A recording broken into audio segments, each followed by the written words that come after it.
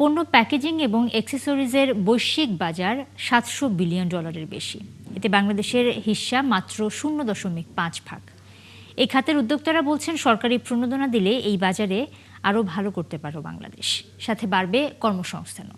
Packaging এবং accessories মেলা উপলক্ষে সংবাদ সম্মেলনে এসব তথ্য দেন এই খাতের সংগঠন BGAPMEA। জাহিদুল ইসলামের প্রতিবেদনে বিস্তারিত। পোশাক সহ অন্যান্য খাতের পণ্য তৈরির উপখাত এবং মোড়কজাতকরণের সামগ্রী তৈরি করছে দেশীয় প্রায় 2000 প্রতিষ্ঠান।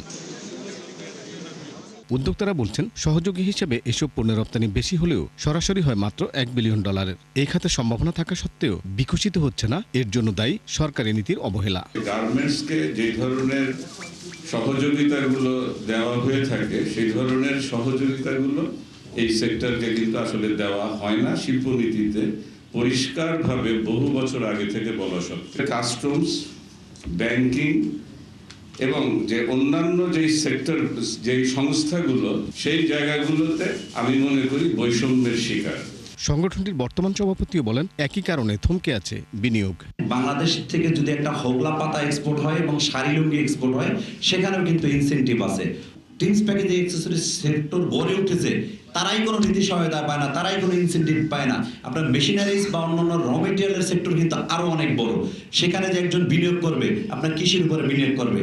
রবিবার সংবাদ সম্মেলনে জানানো হয় আগামী 14 থেকে 17 জানুয়ারি রাজধানীতে অনুষ্ঠিত হতে যাচ্ছে 15তম গ্যাপেস্কো ফেয়ার 2026।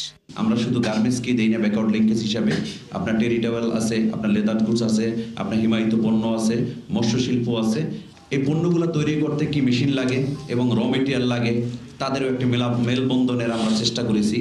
প্রিন্টিং, প্যাকেজিং, অ্যাক্সেসরিজ, পণ্য, এর মেশিনারিজ, র মেটেরিয়ালস যারা আছে এবং এর ব্যাকওয়ার্ড এবং ফরওয়ার্ড লিঙ্কেজে যারা আছে, তাদেরকে নিয়েই আমাদের এই ফেয়ার।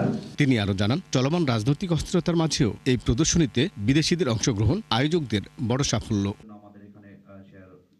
জাহিদুল ইসলাম, 71, ঢাকা।